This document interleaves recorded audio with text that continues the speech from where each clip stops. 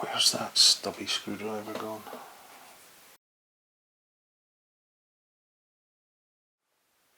So now with the key.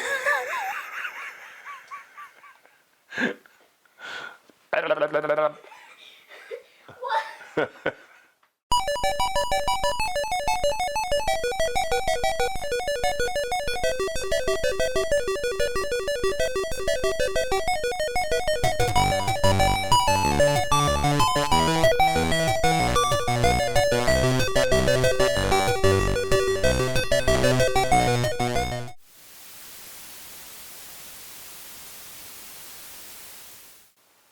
Hello and welcome to another Retro Crazy.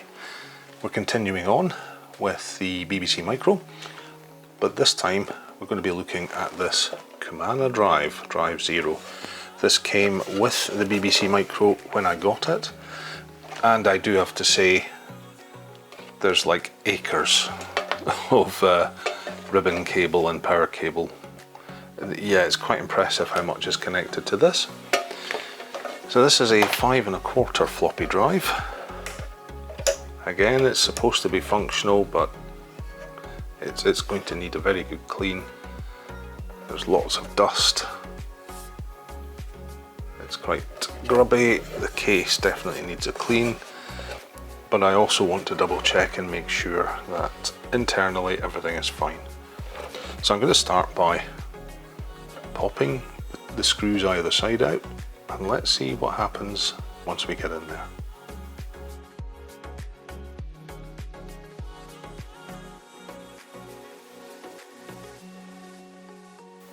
And there we go, the first look at the inside of this 5 1/4 drive.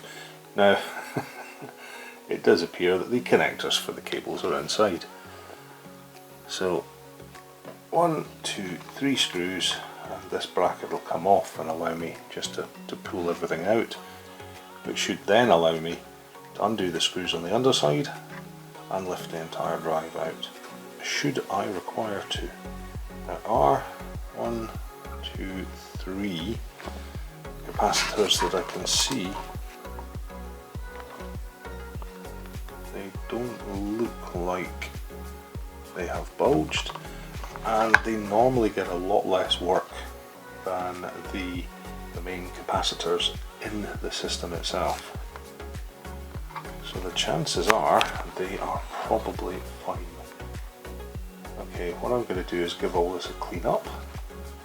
I'll carefully clean the head, which you can just see just down in here. This, I'm not going to touch it, but this white bit here. Yeah, that's actually looking quite clean inside. Excellent, so let's give this a clean and see where that takes us.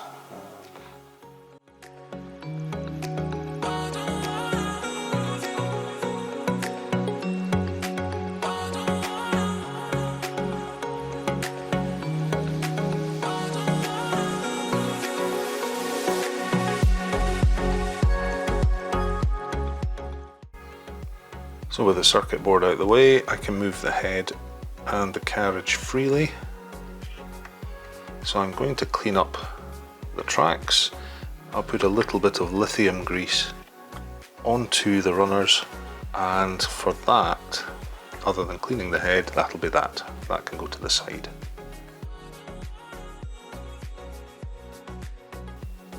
So with the board out, the drive greased, there's actually 5 caps to replace.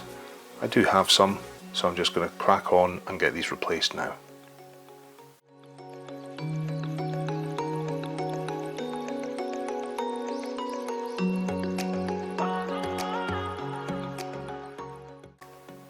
With that all done, let's reassemble the drive.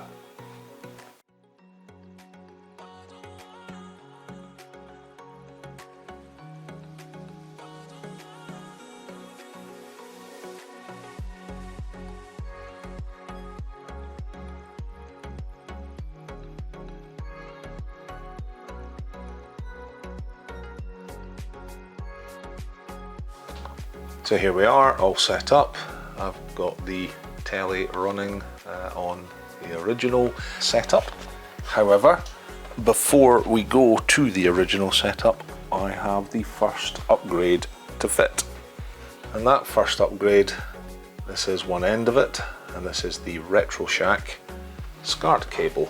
So, give me a second while I plug this in. Still get the beep. That's good. So everything seems fine so far, and a nice clear picture, although the camera is not focusing. Okay, give me a second. Also helps if I take the rest of the system out of the way. Right, I have fitted a polarizing lens, and it looks like the camera does not like the polarizing lens. Okay.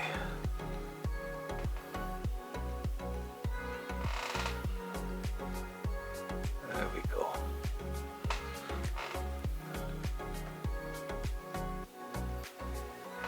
Oh no, it's trying to focus on the polarizing lens. That's not so good, is it? No, okay, polarizing lens is going to have to come off.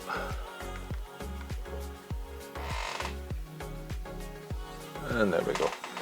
So the polarizing lens wasn't doing much anyway, so there we go. Worth a try. So we got a nice beep. Hopefully this is all running.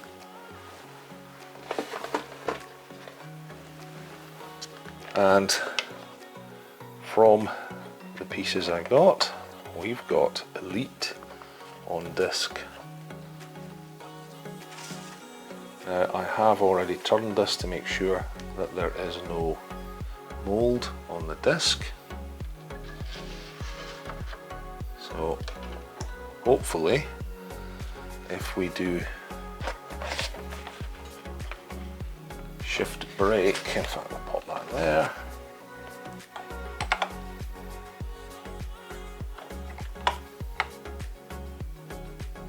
We get no auto start. Okay.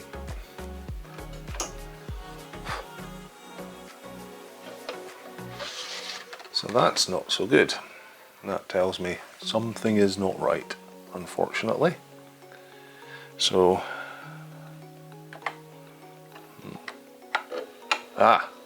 doesn't like that shift.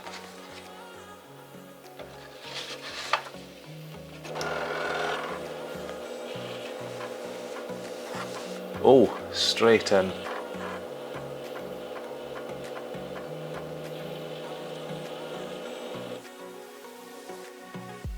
Amazing. Okay.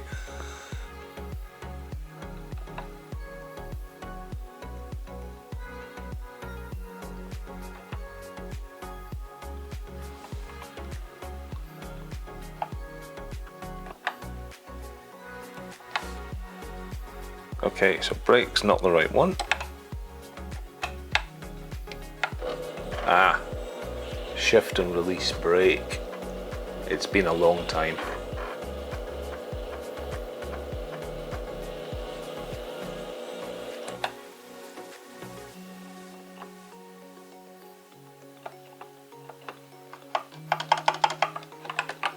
And I can't remember how to play this in the slightest.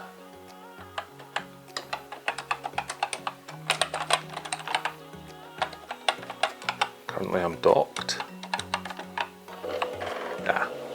Of course, I might need that.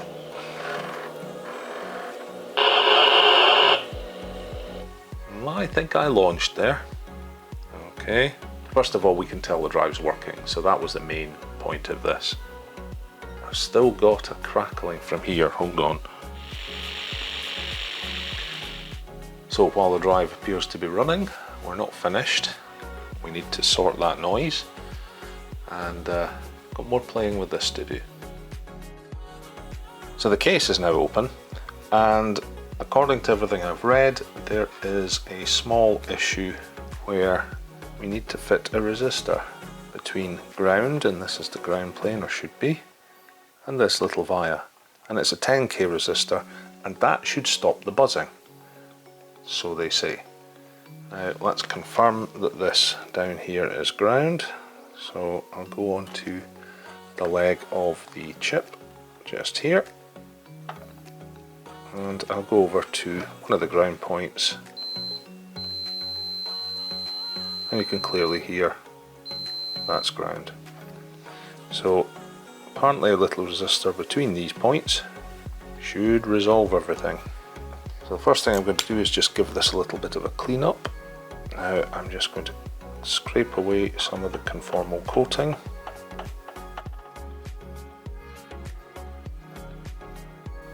Like so.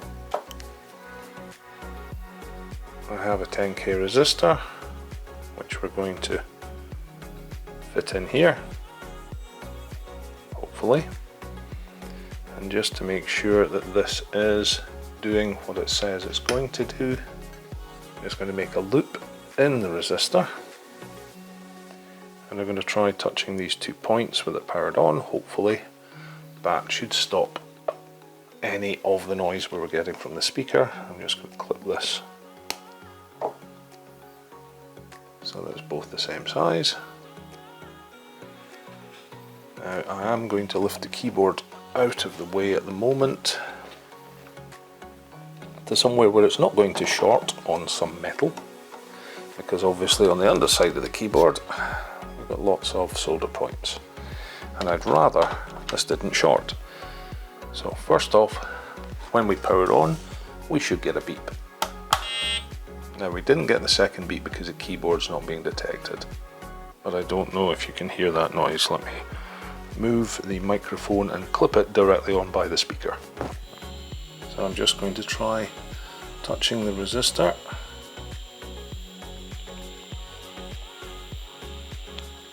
No, and that seems to have no effect. So with the issue 7 board, the worst of the static could already have been taken out. Just a shame we're still getting that whine though. Let's pop the resistor to the side and we'll move on to something else I want to do. So while I'm in here, I'm going to do another upgrade. I picked up one of these. This is to replace the original DFS. So it's replacing this so that it'll allow me to use the 2.26 DFS. The kit comes with the Watford 1.45 if you prefer, and there are a number of things that have to be done and checked. This is an issue 7 board, so that's great because a number of the things have already been done. So for example, the jumper at S9 has already been cut, so I don't need to worry about that. The 2 ICs at C79 and C80 have already been fitted because it already has a DFS installed, so I don't need to worry about that. I will need to remove this IC because this is the one that's going to be replaced. This is the 8271 and it's going to be replaced with the newer 1770 on an adapter board. And then I need to remove, I think it's IC86, which is this one. Should be a 74393, which it is. And that's going to get a jumper fitted.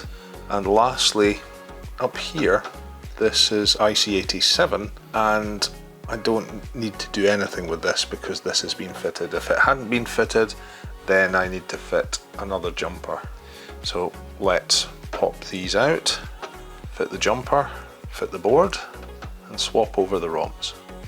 Now I'm going to start with these chips with this type of tool because the chances are these have not moved, ooh, hear the creak, since the day they were fitted. So I'm just going to use this just to try and get underneath and a little bit of pressure to lift it.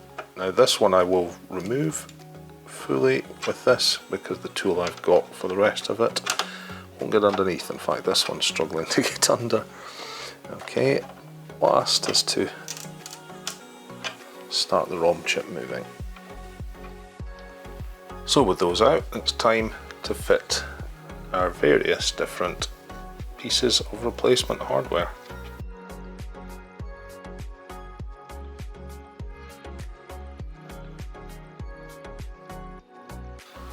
Okay, to say that is a snug fit is an understatement. The keyboard connector has a lip on it which catches on the board, but it is in. And hopefully now, if we do a test, we should get the standard beeps from the speaker. And we get the standard beeps from the speaker. Excellent. Let's have a look on screen and see what we get. So with everything back together, let's see what happens. Excellent, it's showing us the Acorn 1770 DFS as part of the boot. Let's find out what happens when we test the disc. So first of all, can we catalogue the disc? And there we go. So the disc is still running. Everything's looking good so far. Let's try running Elite. This isn't right though. It had loaded up well before then. Okay, this is not looking good. Something's not quite right. Let's try changing the timing of the head seek. Now it defaults to 3 milliseconds. And I think that changes it to 6 milliseconds, but I've got to run it manually, because if I do the restart by doing shift break, it resets this. So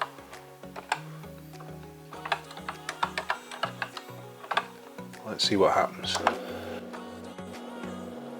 Absolutely nothing, and a disk fault. Okay, so something's still not quite right after doing all that. Now I need to go digging and see if I can find any explanation. So back in a minute. Okay, so I've popped the case off. I've checked and made sure that the DFS is in securely.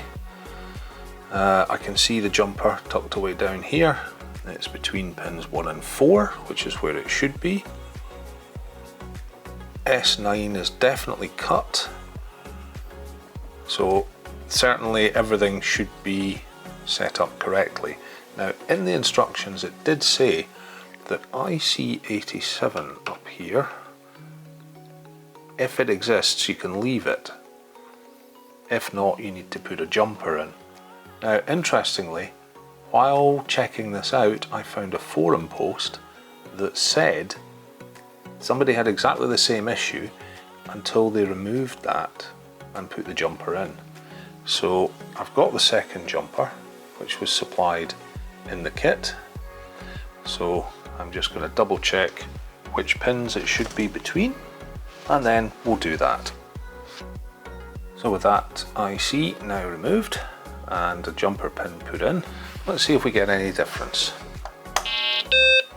Now interestingly, we've lost the warning about the DFS, so let's have a look. And apparently I've lost the keyboard. I must be, yep, this is pressing down on the keyboard, so that's not helping. So the DFS is there. I wonder if it's these being pressed.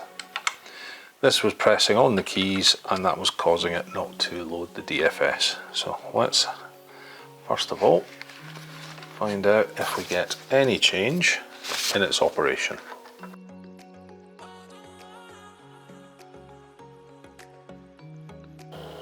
And yet it still doesn't run. Right, I am going to step this back to how it was before and just see if everything starts running again. So I'm now back to the stock DFS. Chips are back in, the standard ones including the one tucked under here. I've got the 1770 and DFS, and of course 2 jumpers. So let's see what happens now. So we're back to Acorn DFS, so that's fine.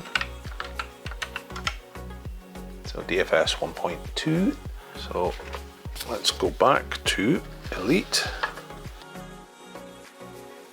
And let's see if it runs. Straight away. Excellent. Okay, so there's no problem there. So we know the drive is still fine. We know that the BBC is still fine. There's something going on with this.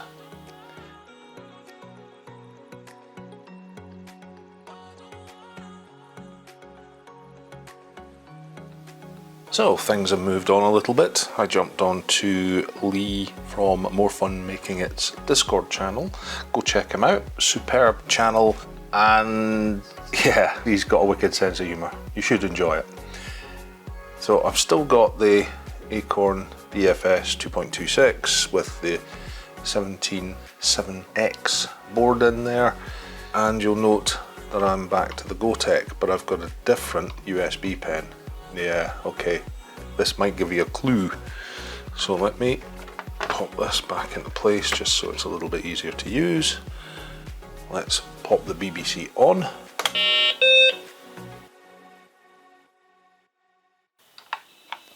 Let's run it. And it runs. Now let's just select one now. I will apologise, this is loud. So let's just jump into one at the moment.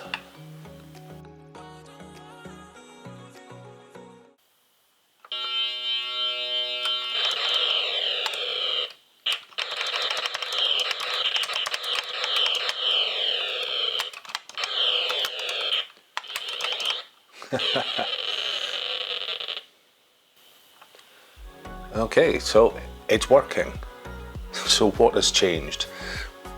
So there are two faults. The first one is the original USB pen I was using to test the Gotek. Turns out the files are corrupt. So I've gone back to the original pen, everything works fine. And this is running directly off the Beeb, as you've seen. The Cumana Drive here, that is a second issue, and it could be that it's just not compatible with the later 2.26.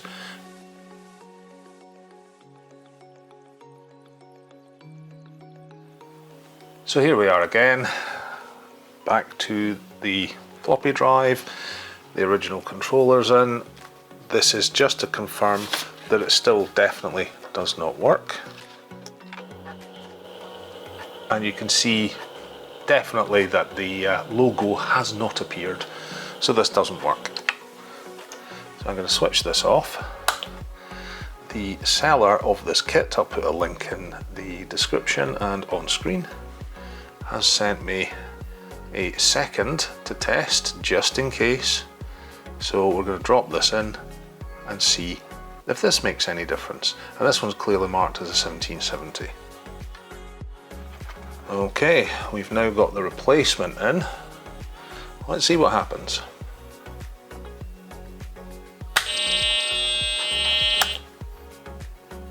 Certainly didn't like that, and that's because it's possibly a fault by me. So, the keyboard connector does help if it's in properly. That was a bad mistake. Okay, try again.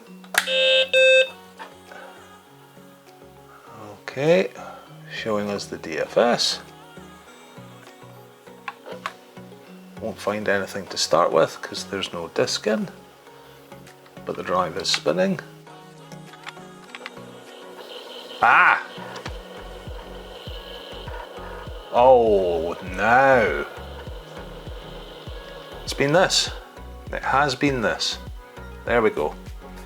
So, yeah, I think this was showing a 1772, whereas what's actually needed is a 1770.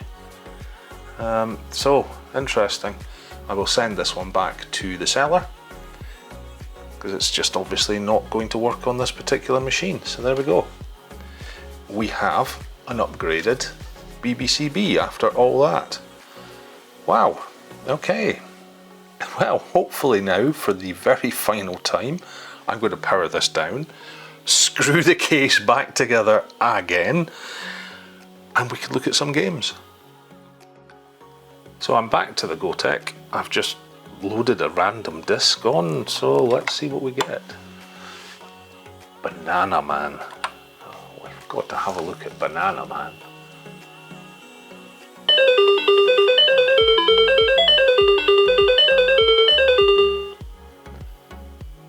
Not sure this is in English.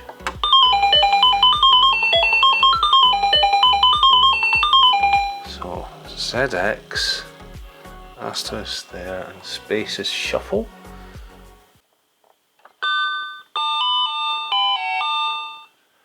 Yeah, this is very loud. What am I supposed to do?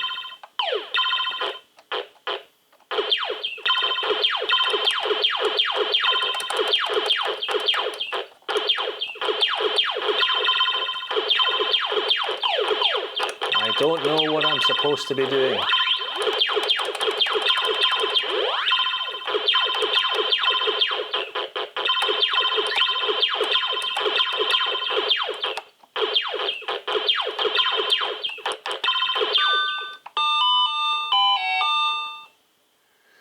Okay, yeah, Bananaman apparently runs around collecting red burgers.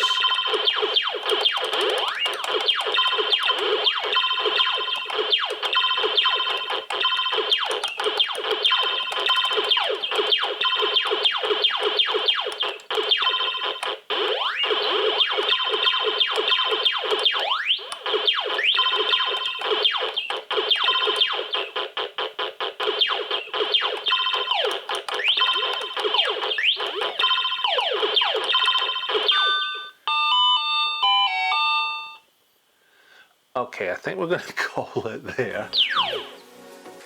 Okay, I have to say this is very, very loud. But it is working absolutely perfectly now.